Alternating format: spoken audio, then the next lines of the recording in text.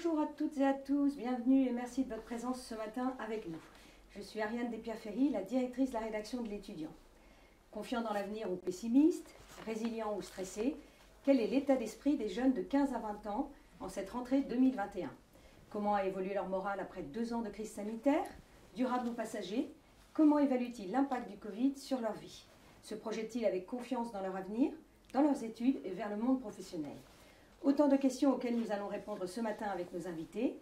Nous allons décrypter les résultats du 3e baromètre de confiance dans l'avenir des 15-20 ans de l'étudiant, réalisé par BVA Opinion. Vous pouvez nous poser toutes vos questions dès maintenant dans le chat. Nous y répondrons à l'issue de la conférence. Avec nous ce matin, pour nous présenter les grands résultats de ce baromètre, Blandine Tardieu. Bonjour Blandine. Bonjour Ariane. Vous êtes directrice de clientèle chez BVA et vous accompagnez l'étudiant dans la réalisation de ce baromètre depuis sa première édition en septembre 2020. Tout à fait. Avec nous également 2 experts pour analyser les résultats de ce baromètre. Journaliste à l'étudiant, Étienne Glaise. Bonjour Étienne. Bonjour Ariane, bonjour à tous. Bonjour Thibaut Cogent.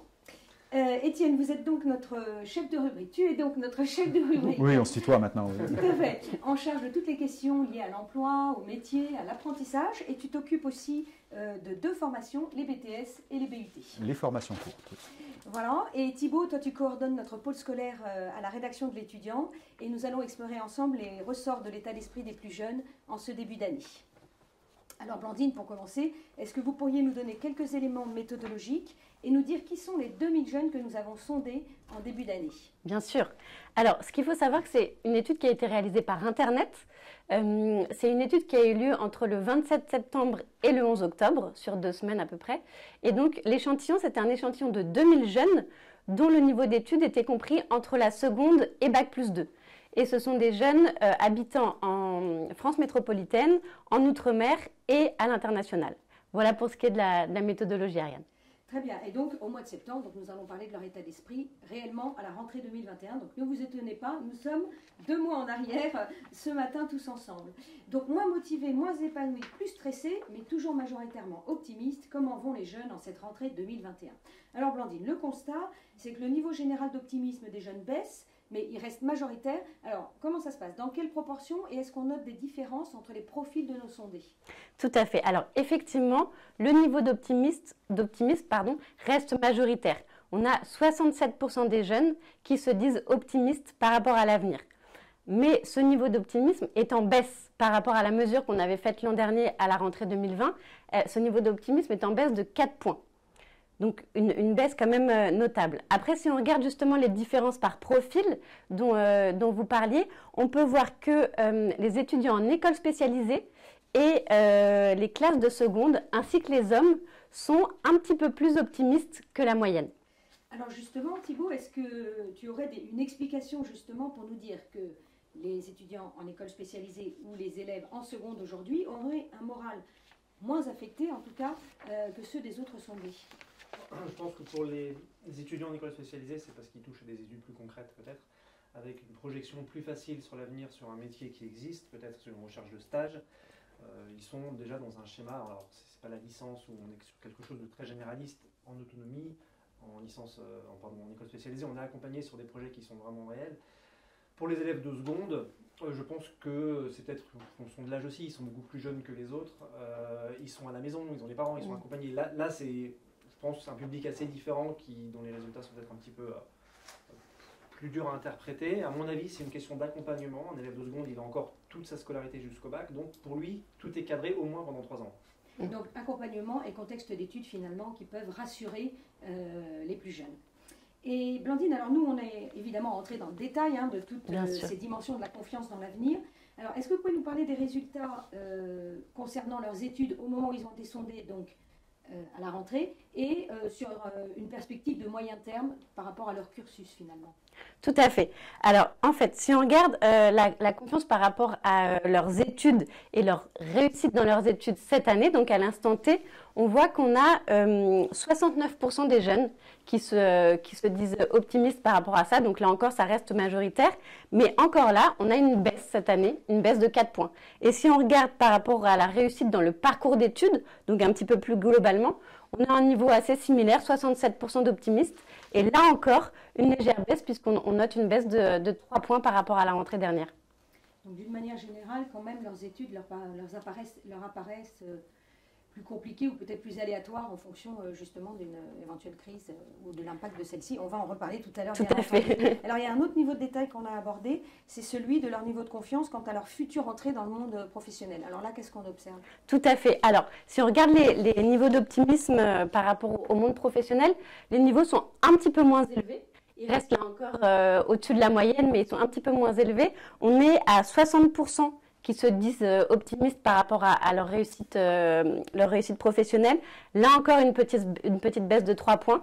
Et ils sont plus que 55% à se dire optimistes là pour leur future intégration dans le monde professionnel. Et là encore, une petite baisse de 2 points. Et si on regarde par profil, parce que c'est intéressant là aussi, on voit que globalement, sur toutes ces questions, on a toujours les étudiants en école spécialisée qui sont plus optimistes, ainsi que les secondes. Et à l'inverse, on va avoir les étudiants en université et en IUT qui sont là plus pessimistes que la moyenne. Voilà, alors on va peut-être essayer de décrypter ça avec toi, Étienne. Donc finalement, le sujet de la réussite professionnelle et de la capacité à intégrer la vie active suscite, on pourrait le dire, de l'inquiétude pour presque la moitié de nos sondés. Alors est-ce que c'est un effet de la crise ou alors est-ce que c'est plus prosaïque, c'est une inquiétude que nourriraient les jeunes d'une manière générale vis-à-vis de leur entrée dans la vie active? Oui, il y a ça de toute façon. Il y a la conscience des enjeux. Ça veut dire déjà, ils ne sont pas je m'en foutistes. Ils savent que c'est toujours difficile de débuter, y compris dans la vie professionnelle. Ensuite, c'est un monde qui parfois est inconnu pour certains. C'est vrai, comme le disait Thibaut, peut-être qu'à l'université, on a moins.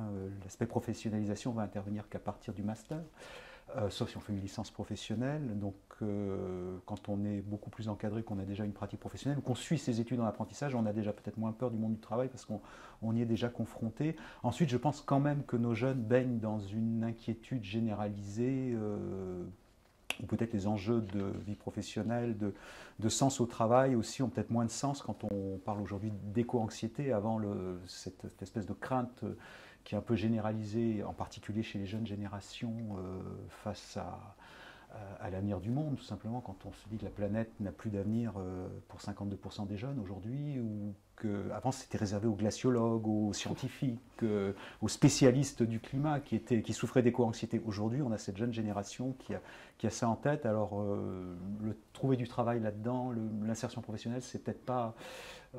c'est une inquiétude. Ils sont déjà anxieux et en plus il y a cette inquiétude qui préexistait. C'est toujours normal d'être inquiet au moment de son insertion professionnelle. Et par rapport au profil justement, tu nous disais, tu parlais des universitaires et des IUT, si on voulait faire une répartition finalement du niveau de confiance dans la capacité à intégrer la vie active, on a les universitaires et les IUT qui sont d'ailleurs dispensés en université d'un côté, qui sont peut-être les moins confiants, et ceux qui sont étudiants en classe préparatoire et en école spécialisée qui sont les plus confiants. Donc finalement, quand on est dans des études peut-être plus concrètes ou qui mènent à quelque chose de plus précis dès le départ, on est plus confiant? Les écoles spécialisées, oui, parce qu'on a peut-être une meilleure déjà connaissance du monde professionnel et on y est confronté dès le départ dans ces études. Ensuite, en classe prépa, je pense on pêche peut-être par excès de confiance en soi, on a un petit complexe de supériorité. On sait qu'on a... tout un discours, vous allez faire partie de l'élite et on sait qu'il y a plus de places que de candidats. On est sûr d'avoir, même si on n'aura pas la grande école de ses rêves, on en aura une et son avenir est tracé. L'origine sociale aussi des préparationnaires est quand même, c'est plus classe moyenne, classe supérieure. À l'université, on a aussi des milieux beaucoup plus populaires, donc qui sont peut-être plus inquiets, plus anxieux quant à leur avenir et qui se sous-estiment peut-être sur leur capacité d'intégration. Le seul problème, c'est d'avoir le diplôme, en fait, parce que ensuite les taux de réussite, les taux d'emploi après un master universitaire, ils sont aussi bons après 18 mois après l'obtention du diplôme en moyenne que dans les grandes écoles. Hein. C'est une excellente formation. Le niveau de diplôme Bac plus 5, où qu'il soit obtenu, garantit une taux de 91%, le taux d'emploi à 18 mois des jeunes diplômés d'un master universitaire. Donc il n'y a pas d'inquiétude à avoir pour l'insertion professionnelle. Voilà. En tout cas, aujourd'hui. On en reparlera tout à l'heure parce qu'il y a d'autres éléments qui nous permettront de se projeter dans la vie professionnelle. Alors Thibaut, on a vu, on parlait là des étudiants, on note aussi que les lycéens en terminale générale, donc l'année du bac, sont plus confiants dans leur capacité à réussir leurs études. Donc finalement, tout va bien pour eux. Alors moi j'ai noté que la question portait sur cette année scolaire. Oui. Donc les étudiants, enfin les lycéens en terminale, notamment en terminale générale, ils se projettent sur le bac. Donc évidemment, ils sont plus confiants sur le bac, déjà parce qu'on a eu deux années avec taux de réussite à 90%, au-delà même. Donc forcément, à partir du moment où on est en terminale générale, ça frisait le 95%, je ne dis pas de bêtises. Donc ils partent sur de bonnes bases. De plus, avec la mise en place du contrôle continu, ils connaissent déjà une partie de leurs notes. Il suffit qu'ils aient fait une bonne année de première, ils savent qu'ils sont partis sur un bon rythme.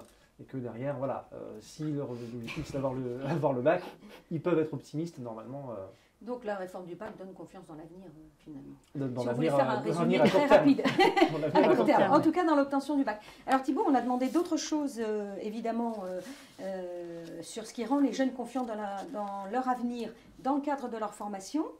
Donc, on s'aperçoit que finalement, il y a des fondamentaux qui restent solides et pas d'évolution notable par rapport à 2020. Alors, par exemple, sur notre podium, on a toujours les 3 mêmes éléments qui leur donnent confiance. Se doter d'un solide socle de connaissances et de compétences, le développement de leur qualité personnelle et également une bonne connaissance et découverte du milieu professionnel. Alors, est-ce que ça veut dire que les jeunes ont confiance dans leur système de formation pour leur permettre de développer ces différentes connaissances et compétences? Ou alors est-ce qu'ils sont assez pragmatiques et finalement très conscients de ce qui leur permettrait de réussir et de s'assurer un avenir? Je pense qu'ils ont bien identifié les compétences à acquérir pour favoriser leur réussite et leur insertion.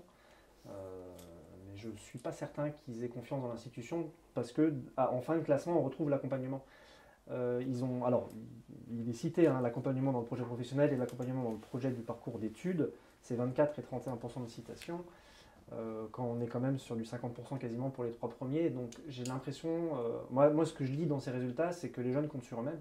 Ils comptent sur des compétences qu'ils vont acquérir, d'abord pas tout seuls, mais qu'ils vont acquérir à l'école. Mais voilà, ils savent qu'ils doivent le faire, ils vont se donner les moyens d'y arriver, avec ou sans les profs, avec ou sans les accompagnateurs. Pour tout le monde, pour beaucoup en tout cas. Avoir confiance en soi, est-ce que ça donne confiance dans l'avenir? Parce que ça serait peut-être un peu ça le...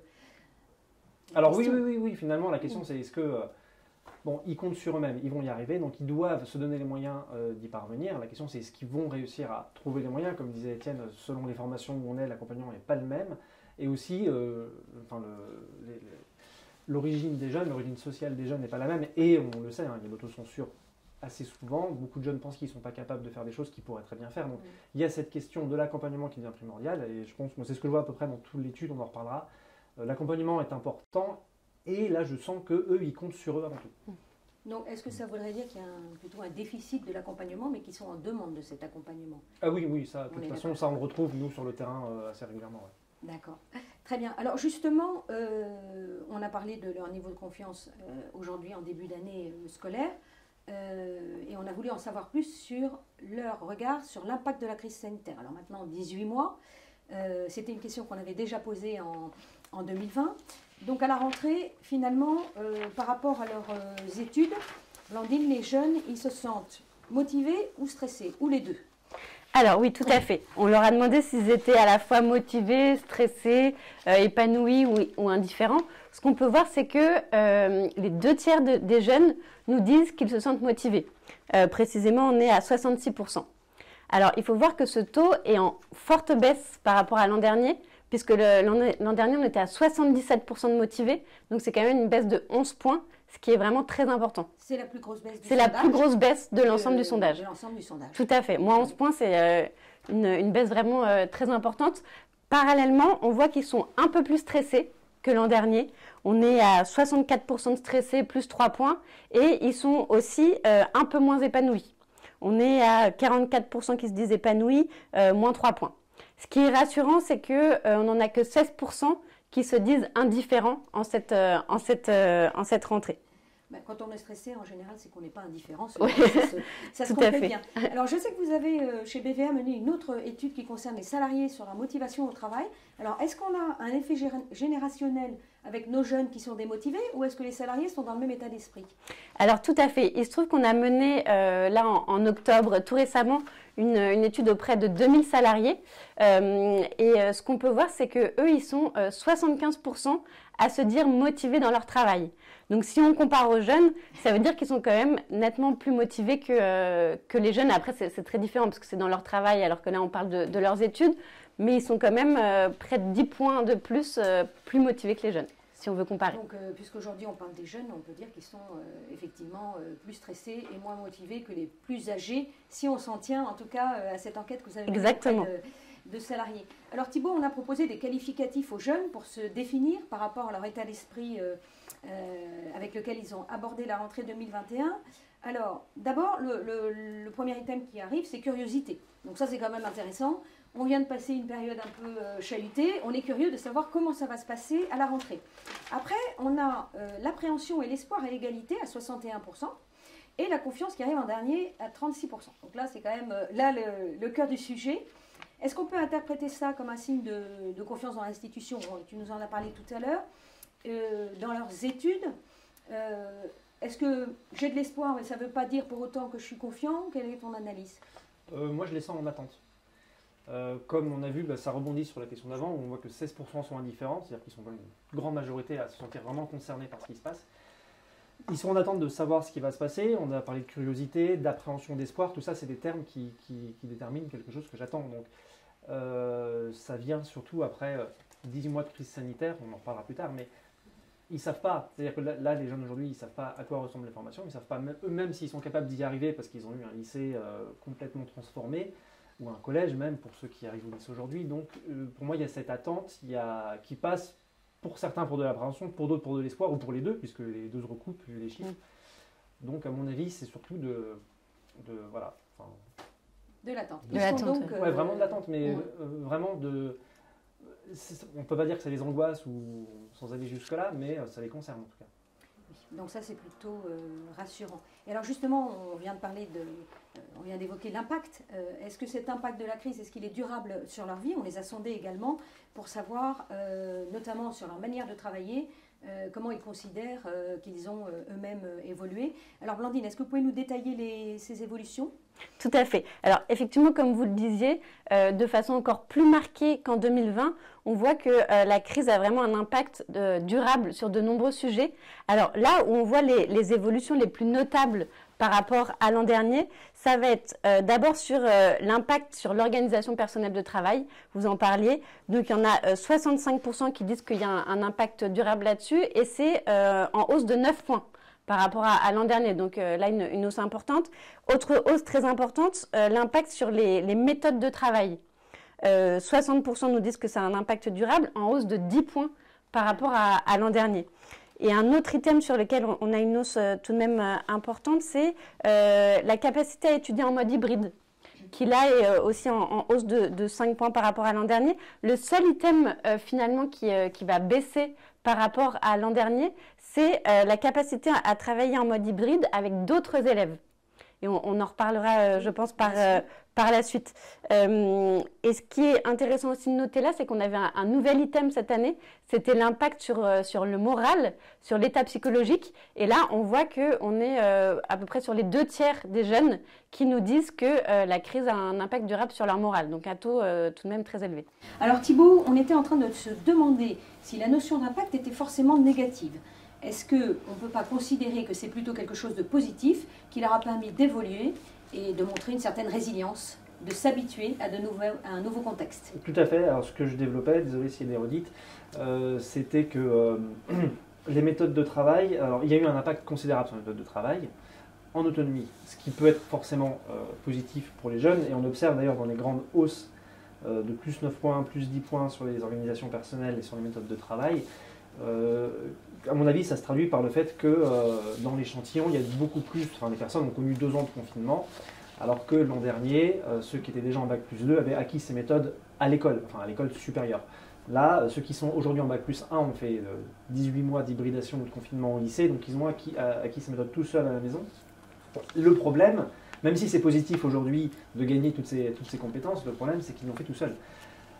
En arrivant dans l'enseignement supérieur, on a des retours, nous, à l'étudiant de jeunes de première année qui nous disent « Oui, alors j'ai appris à faire des choses tout seul » et les profs me disent que c'est pas bien parce que finalement, ils n'ont pas eu le bon accompagnement, leur méthodologie n'est pas exacte, comme il n'y a pas eu toutes les épreuves du bac aussi, ils n'ont pas pu travailler la méthodologie des connaissances, à la limite. Bon, c'est une question de programme, ils l'ont acquis tout seuls, ils ont pu le développer plutôt facilement. La méthodologie pour faire des exercices, ça devient compliqué. Et quand on arrive dans une école d'enseignement supérieur qui demande une méthodologie précise sur des exercices encore plus durs, qui durent plus longtemps, ou il faut faire des dissertations sur plus de pages, c'est là que les élèves se retrouvent confrontés à des difficultés qu'ils n'ont pas pu corriger en étant tout seuls à la maison.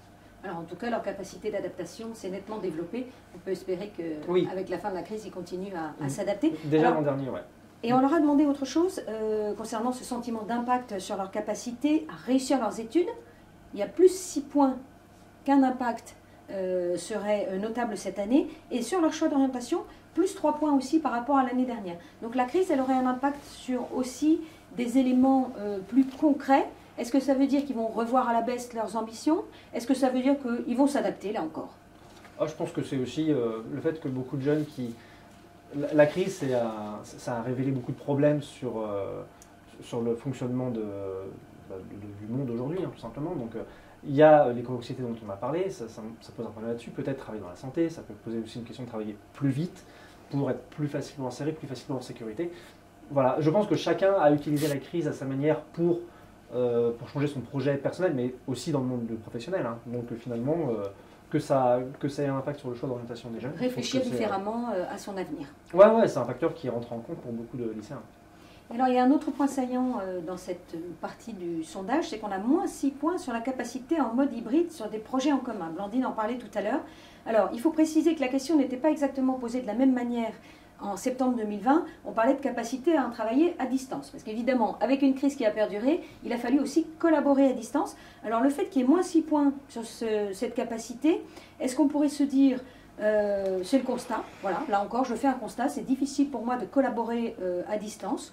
Ou alors est-ce que c'est lié à une forme de repli? On sait qu'il y a eu un sentiment d'isolement aussi pour certains pendant la crise. Il y a eu ce sentiment qui a été accentué, oui, mais après, c'est difficile d'interpréter cette question, puisque l'hybridation dans les lycées a été différente selon les lycées. Donc tous les lycées n'ont pas fonctionné de la même manière. Après, pour beaucoup d'élèves, finalement, allaient en cours pendant les périodes d'hybridation avec les mêmes élèves. Donc c'était vraiment des classes qui alternaient une semaine ou un jour après l'autre. Est-ce qu'ils ont travaillé en hybridation dans ces cas-là? C'est pas dit. Puisqu'ils ont pu travailler avec les mêmes élèves, tout simplement. Ouais. Donc là, on a peut-être posé une question sur quelque chose qui n'a pas été très développé finalement dans la pratique. Surtout sur une pratique qui n'était pas harmonisée sur le territoire, donc c'est difficile d'interpréter. Donc là, ce ne serait pas un point significatif de notre enquête. Non, il faudrait interroger beaucoup, chaque personne qui a répondu pour savoir comment ils ont sur la travaillé. modalité de cette hybridation dans son établissement. Alors dans cette enquête, comme l'année dernière, nous avons aussi étudié les valeurs que portent les jeunes, qui portent les jeunes plus précisément, que ce soit des valeurs personnelles ou celles importantes à leurs yeux demain dans le monde professionnel.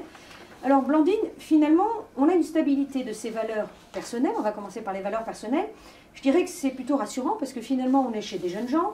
Les valeurs, normalement, c'est quelque chose de fondateur, de fondamental dans une personnalité en construction. Et une fois qu'elle est construite, on peut donc qu'il y ait une stabilité, rien d'étonnant. Alors, tout à fait. Si on regarde les chiffres, les valeurs les plus importantes aux yeux des jeunes sont vraiment stables par rapport à l'an dernier. On voit que le podium, en fait, reste identique à 2020. On a, sur la première marche du podium, l'égalité entre les sexes. On a 81% des jeunes qui nous disent que cette valeur est très importante à leurs yeux. Ensuite, on a la liberté de ses opinions, 76%, et l'égalité des chances, 72%. Si on regarde juste un petit peu les écarts par profil, on peut voir que les élèves de seconde et les non-binaires sont nettement plus nombreux à avoir cité l'égalité entre les sexes. Et ce qu'on peut noter aussi, les seules baisses qu'on peut noter par rapport à cette question, ça va être d'une part sur la préservation de l'environnement, une baisse de 7 points, et sur la valeur travail, qui est également en baisse de 5 points. Ouais. Alors justement, Étienne, est-ce que c'est étonnant de voir qu'une valeur comme le travail, elle baisse de 5%? De 5 points. De 5 points. Je me suis beaucoup interrogé, comme j'étais aussi très inquiet, effectivement, la préservation de l'environnement, voilà, parce qu'on nous bassine avec les jeunes, l'environnement, c'est eux qui veulent sauver la planète. Voilà. Non, je pense que sur la valeur travail, l'avoir baissé, c'est pas étonnant. Je vois plusieurs explications. La première, c'est tout simplement la relier à la baisse de motivation générale pour les études.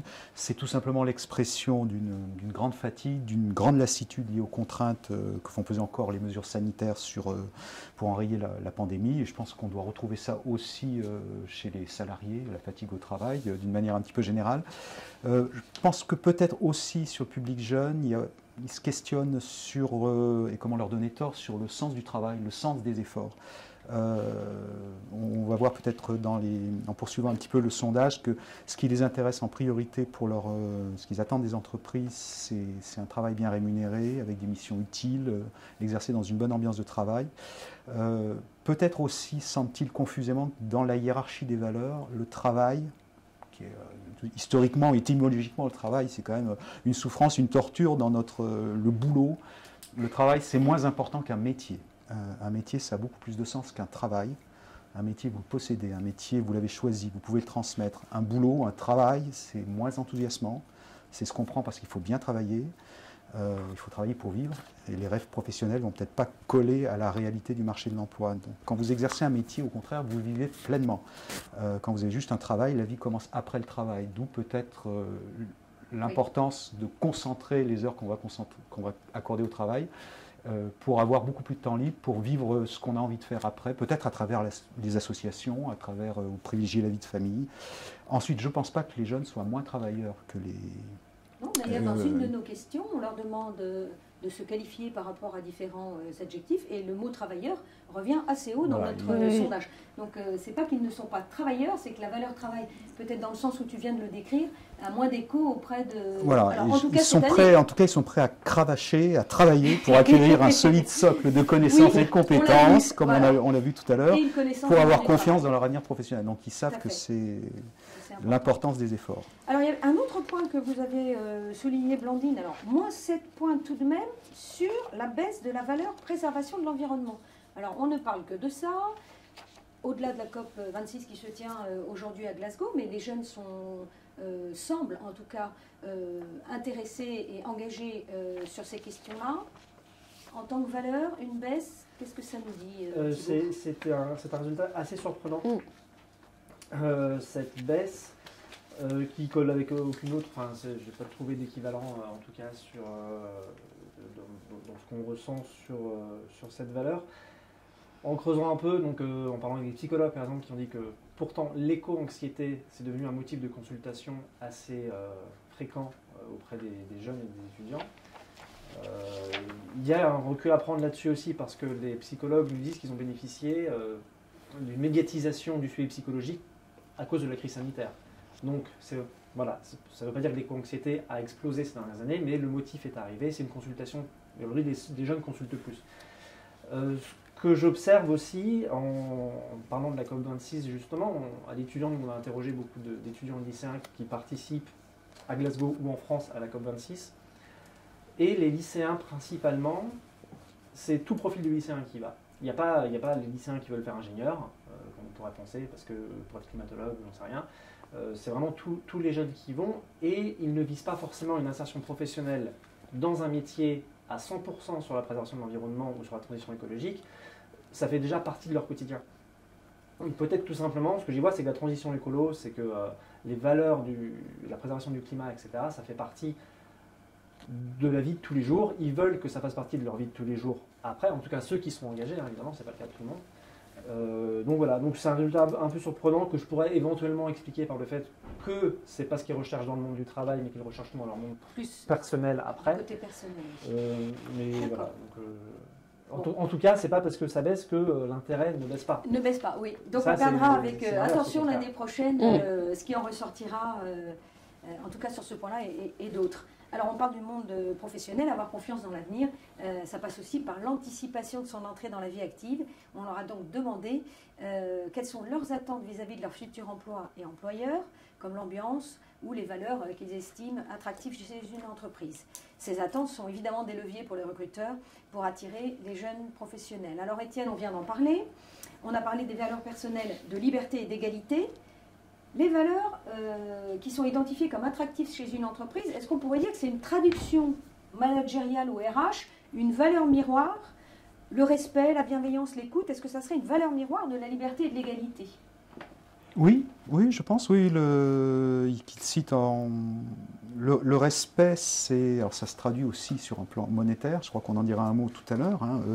La bienveillance, l'écoute, l'empathie, ils sont pas masochistes, ils sont pas tordus. Voilà, je pense qu'on s'épanouit mieux si on vous fait confiance. C'est vrai que si on résume, il y a deux styles de management. Il y a le management par la confiance ou le management par la peur. Ça donne de l'efficacité à court terme dans un sens et dans un autre sens de l'efficacité à plus moyen long terme. Voilà, donc je pense oui que c'est un peu le miroir donc là, on a de des la valeurs. Entre la partie personnelle et la partie professionnelle finalement. Donc, voilà, et alors, quant à la baisse effectivement de la valeur d'esprit d'équipe, oui. Moins 3 points. Je ne pense pas qu'il soit plus égoïste, mais c'est vrai que le repli sur soi, la crise, elle a vachement entamé les liens sociaux qu'on noue tous, et on commence juste à reconnecter parce qu'on peut se revoir en vrai, en présentiel, et ça prend énormément de temps. La résilience, c'est aussi un processus lent de remonter la pente, de resocialiser, mais en vrai, pas juste derrière des écrans. Donc ça prend un petit peu de temps. Là, et puis quand on a peur, la première tendance, effectivement, c'est de se replier sur soi. Oui. Mais donc j'y vois pas un signe d'égoïsme, moi d'abord. Ça serait plutôt lié vraiment au contexte et quelque chose qu'il faut observer dans la durée, justement. Oui, voilà, parce qu'on n'est pas encore sorti de cette crise. Oui. Pas encore. Alors, les attentes des jeunes, finalement, tu en parlais tout à l'heure, le podium reste le même qu'en 2020. Mais il y a une petite évolution, c'est que le salaire passe numéro 1 devant la bonne ambiance. En numéro 3, on a toujours se sentir utile. Est-ce que c'est un mouvement qui traduit une inquiétude? Finalement, on se dit, je vais au moins assurer un bon salaire. Je pense que les préoccupations matérielles, ça compte. Hein. Voilà, l'argent dans la vie, c'est la troisième des priorités. Hein. La première, d'abord, c'est la santé. On le sait et on n'en est pas encore sorti. Ensuite, c'est le savoir, la connaissance. Et puis 3, enfin, effectivement, peut-être l'argent. Donc ils savent qu'il faut miser sur la connaissance, le savoir, et puis ensuite ils auront l'argent. Et ce qu'ils veulent, c'est être bien payé en rapport avec son niveau de formation et de compétence. C'est une marque de respect aussi, justement, d'être bien rémunéré. Et le respect et la bienveillance qui arrivent en tête des valeurs jugées les plus attractives pour rejoindre une entreprise. Donc l'argent, ça doit rémunérer les compétences, mes compétences. Voilà. Dans la langue française, le talent, ça désigne à la fois une aptitude et ça désigne aussi une ancienne monnaie. Donc je pense que tout est lié, tout est rond. Ensuite, ils nous disent, c'est un petit peu à la hausse, et c'est encore plus important, oui, effectivement, chez les jeunes, les étudiants à l'université, ou ceux qui sont encore en IUT, puisque je crois respectivement, c'est 45 et 47% qui placent la rémunération au cœur de leurs attentes envers les employeurs. C'est lié aussi, peut-être tout simplement, à la sociologie du public étudiant. Voilà, on n'est pas... les origines sociales ne sont pas les mêmes, et pour encore une fois, la réussite matérielle, c'est pas... L'argent, ça peut simplement avoir du sens au travail. Quand on dit les jeunes veulent un job qui a du sens, un job qui rémunère bien, ça a du sens pour beaucoup de jeunes. Aussi. Et ça reboucle avec ce que tu nous disais tout à l'heure sur le respect, la bienveillance, l'écoute, être reconnu dans son travail. Finalement, ça passe aussi par une rémunération de bon niveau. Alors, il y a une autre attente qui augmente de 5 points, Étienne, avoir du temps libre. Alors là, comment ça s'explique? Est-ce que c'est encore un effet de la crise où on se dit, voilà, les priorités ont changé parce qu'on a connu un moment un peu radical, hein, quand même, il faut le dire. Quelle est l'explication? Quelle pourrait-elle? Je vais pas redire ce que j'ai dit peut-être sur le métier et le travail, la différence entre un métier et un travail. Je pense quand même qu'en période de crise, on a tendance à cultiver les valeurs qu'on estime sûres, à savoir se replier peut-être sur les valeurs personnelles, la famille, c'est solide, enfin les familles qui ne sont pas dysfonctionnelles, les amis, les communautés proches. Mais encore une fois, je pense que pour beaucoup, quand on a un travail, qu'on occupe un poste, la vraie vie, elle commence après le travail. Un travail, ça fait bouillir la marmite, ça règle les factures, c'est pas toujours très épanouissant, donc je vais chercher mon bonheur ailleurs, donc dans le temps libre que je vais dégager. Donc plus j'ai du temps libre à côté, plus je vais pouvoir faire des choses qui comptent pour moi. Encore une fois, ça peut être s'investir, on voit l'importance du mouvement associatif en France, que les jeunes envahissent, et on les appelle d'ailleurs, voilà, on voit beaucoup de jeunes aussi qui occupent des missions en dehors du travail, parce que ça a peut-être plus de sens que le boulot, ce qui doit interroger peut-être les employeurs sur comment je pourrais permettre, les syndicats le revendiquent ça, comment je pourrais dégager du temps pour que mes salariés puissent prendre 4 heures, je ne sais pas, par mois ou par semaine, pour faire une mission sociale utile. Peut-être que ça va être un critère aussi pour les boîtes à donner, voilà ce qu'on vous propose dans le package quand vous nous rejoignez.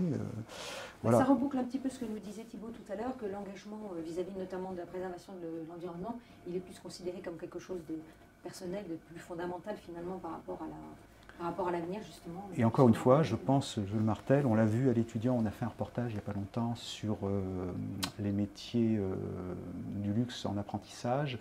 Et quand vous avez un métier, vous possédez un métier, vous ne comptez pas les heures. Voilà. Et les maîtres d'apprentissage chez Chaumet, chez Louis Vuitton, qu'on appelle les virtuoses en interne, disaient qu'ils avaient embauché en CDI les apprentis qui étaient enthousiasmés par leur métier, qui ne comptaient pas leurs heures, qui n'hésitaient pas à refaire quand ils n'avaient pas atteint la perfection. Quand vous possédez votre métier, c'est différent d'occuper un travail, un poste. Vous êtes peut-être moins... c'est moins épanouissant. À nos jeunes, alors ce matin, moi, ce que je leur conseille, c'est de faire... C'est de faire sienne une phrase d'Alexandre Vialat, que moi j'adore, qui est il faut donner dans la mesure du possible aux enfants, c'est un conseil aux parents, il faut dans la mesure du possible donner aux enfants des métiers qui soient de nature à se faire aimer plus que la vie. Voilà. Je vous laisse réfléchir là-dessus. Merci Étienne. Voilà, on va réfléchir. Avant de prendre vos questions, j'espère que vous nous en avez adressées. S'il n'y en a pas, c'est qu'on a été extrêmement clair. Un petit mot de conclusion. Alors Blandine, finalement, est-ce qu'on peut dire que la confiance dans l'avenir des jeunes reste fragile? Bon, elle a été durablement affectée par la crise. Ou à l'inverse, dans certaines de leurs réponses, tout de même, il y a des signes d'une reprise de confiance? Moi, je dirais quand même que globalement, le niveau de confiance en l'avenir des jeunes, au travers de sondages, il semble quand même durablement affecté par la crise et à long terme. On le voit, je dirais, à travers 3 indicateurs clés dans le sondage. D'abord, on a vu que le niveau d'optimisme par rapport à l'avenir est en baisse. On a vu par ailleurs qu'aujourd'hui, dans leurs études, ils se sentent moins motivés et nettement moins motivés que l'an dernier. Et enfin, on a vu qu'ils étaient minoritaires à aborder cette rentrée avec confiance. Donc, on a quand même 3 indicateurs qui nous montrent que c'est assez morose, mais on a quand même quelques signes positifs, on peut dire, puisqu'on l'a vu, ils abordent quand même cette rentrée majoritairement avec curiosité et avec espoir. Donc ça nous donne quand même une petite lueur d'espoir. Voilà, c'est ça. Cette rentrée. Alors Étienne, on a parlé beaucoup de l'emploi. Toi, d'une manière générale, comment est-ce que tu le considères? Parce que tu observes vraiment le marché de l'emploi pour les jeunes diplômés ou même pour ceux qui souhaiteraient étudier en alternance ou ceux qui recherchent un stage cette année. Est-ce qu'ils ont matière à être confiants là, pour les prochains mois? Alors je pense que oui. Alors effectivement, la confiance a un petit peu baissé en l'avenir des jeunes sur le plan professionnel, mais ils sont sensibles à l'ère du temps, nos jeunes. Ils ont raison d'être stressés, d'être inquiets pour leur insertion professionnelle. D'abord, encore une fois, ça prouve qu'ils ont conscience des enjeux. Ils ne sont pas je m'en foutistes. Et de toute façon, ça n'est jamais facile dans la vie de débuter. Ensuite, c'est jamais facile de durer. Mais c'est jamais facile. Voilà. Mais il ne faut pas qu'ils soient exagérément pessimistes, parce que depuis des décennies, le meilleur amortisseur contre le chômage, ça reste quand même le diplôme ou le titre professionnel que je vais avoir.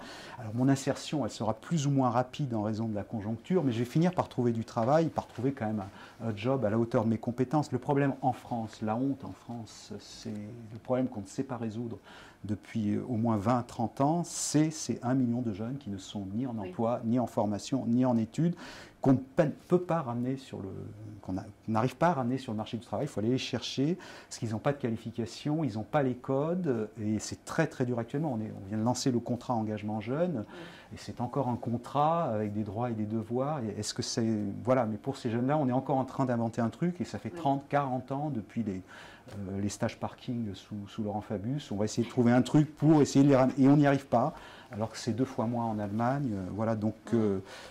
Là où je suis quand même, on peut être assez admiratif peut-être des amortisseurs de crise, des filets de sécurité qui ont été mis en place par l'État. C'est pour une fois, cette crise, les jeunes n'ont pas été les premiers sacrifiés. En général, on coupe sur les 2 bouts de l'omelette, et c'est ce qu'on avait encore fait en 2008-2009. Et on prend les juniors et les seniors qui sont les premiers sacrifiés sur le marché de l'emploi. Là, il y a eu un rôle d'amortisseur social. Là, il y a eu de l'argent qui a été mis pour l'embauche des jeunes diplômés, des jeunes en alternance, ce qui fait qu'on a réussi à limiter la hausse on s'est quand même pris une récession de 8 ou 9%. Le chômage des jeunes a augmenté de 1,7%. Donc ça a augmenté quand même. Et il y a quand même eu un airbag, si j'ose dire, qui a permis de limiter la hausse du chômage des jeunes. Et ça, je trouve que ça donne quand même beaucoup d'espoir, sauf pour ces 1 million de jeunes, effectivement, parce que ça, c'est le scandale français de 15 à 29 ans. Alors peut-être qu'ils n'ont pas répondu à notre sondage, parce qu'il est vrai qu'on a... Je pense qu'ils sont peut-être dans l'échantillon, mais... personnes qui étaient en études, Tout que à ce soit fait. dans le secondaire ou en début d'études supérieures. Alors Thibault, un petit mot de conclusion du côté des choix d'orientation, du déroulé des études. Finalement, quel était l'esprit de nos jeunes de 15 à 20 ans? Je pense que ce qui ressort, c'est la solitude. C'est-à-dire que c'est des jeunes, bon, ils sont curieux, ils appréhendent la rentrée, mais surtout ils sont tout seuls. Et on sent le manque d'accompagnement, on sent, surtout après la crise sanitaire, où ils ont subi cette solitude de plein fouet. Et ça se ressent un petit peu dans les réponses. Je pense que c'est pour ça qu'ils perdent en optimisme et en motivation. Mais ils sont résilients parce qu'en effet, ils vont les donner les moyens eux-mêmes, comme on l'a vu. Et pour rebondir sur ce que disait Étienne tout de suite, alors avant d'arriver à l'emploi, les jeunes sont en études. Là, ces 2 dernières années, on a atteint 80% de taux de réussite au bac d'une classe d'âge. C'est-à-dire, même si on a 90% des scolarisés qui réussissent le bac, ça fait 80% des gens de 18 ans réussissent le bac. C'est la première fois qu'on y arrive, alors que c'est un objectif qui a été donné dans les années 80 pour la première fois. Ça veut dire que 2 jeunes sur 10, 1 sur 5 n'a pas le bac à 18 ans.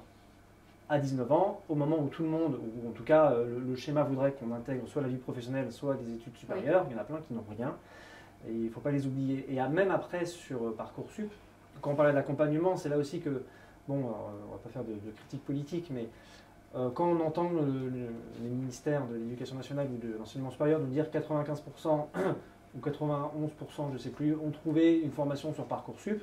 Alors, c'est des chiffres qui sont vraiment à prendre avec du recul, puisque ça ne concerne que les bacheliers généraux. Et quand on regarde dans l'absolu, là, le résultat de Parcoursup de cette année, c'est 30 000 jeunes qui n'ont pas eu de formation sur Parcoursup. C'est 30 000, dont on ne sait pas ce qu'ils sont devenus. Ça veut dire que finalement, quand on est bien, tu en parlais tout à l'heure, Étienne l'a souligné également, quand on est bien intégré, quand on est bien accompagné, les choses se passent plutôt bien. Évidemment, on est dans une période qui a été anxiogène. En revanche, les personnes qui sont soit mal accompagnées, soit éloignées d'une structure de formation ou d'emploi, là tout de suite les difficultés sont plus importantes. Alors en fait, ils sont un peu oubliés, donc, en effet, ils ne sont pas pris en compte puisqu'on est sur des jeunes scolarisés. Donc il y a déjà ces personnes-là à ne pas oublier, et en plus, même chez les scolarisés, la mauvaise orientation, c'est récurrent. Mais après, ce n'est pas un problème en soi, puisque la réorientation est possible, et on sait tous, quand on est en terminale, on ne sait pas forcément, et nous on sait tous, après qu'on s'oriente tout au long de sa vie, donc c'est pas forcément un problème. Parcoursup, c'est pas juste la fin de... C'est pas la dernière chance du tout, au contraire, c'est la première. Mais il faut avoir conscience de ça. Et la mauvaise orientation en première année, notamment, là encore sur Parcoursup, depuis qu'on ne hiérarchise pas les vœux, on peut pas... En fait, le problème, c'est qu'on ne peut pas savoir, nous, si les élèves sont satisfaits ou pas de leur choix d'orientation. Comment on fait aujourd'hui pour suivre ces élèves, pour les accompagner? C'est là que l'orientation au lycée est importante, qu'on doit suivre et conseiller ces jeunes.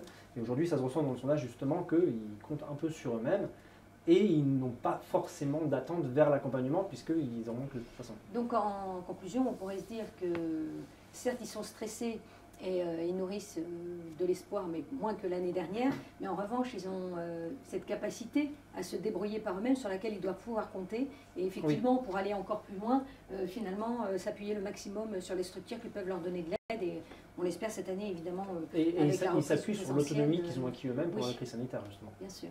Donc finalement, on a cette année un baromètre qui est un peu plus pessimiste que l'année dernière, mais on peut se dire qu'avec l'ensemble des compétences qu'ils ont pu développer, la résilience dont ils font preuve, l'année prochaine, nous verrons ça ensemble. Peut-être qu'on aura des résultats plus positifs à partager avec vous. Je vous remercie encore de vos interventions, Blandine, Thibault, Étienne. Merci d'avoir été avec nous pendant ces 45 minutes. Pour nos auditeurs, sachez que vous pourrez retrouver très vite la vidéo de la conférence sur la chaîne YouTube de l'étudiant. Et dès ce matin, depuis déjà 1 heure, vous pourrez retrouver l'ensemble des articles de la rédaction de l'étudiant qui analysent les différents aspects de ce baromètre. Je vous souhaite à tous une très bonne journée. J'espère qu'on a pu vous éclairer sur les jeunes gens qui sont notre lot quotidien ici à l'étudiant, et 1 fois par an, 2 fois par an avec Blandine. Donc pour notre sondage, l'étudiant BVA. Merci à tous et bonne journée.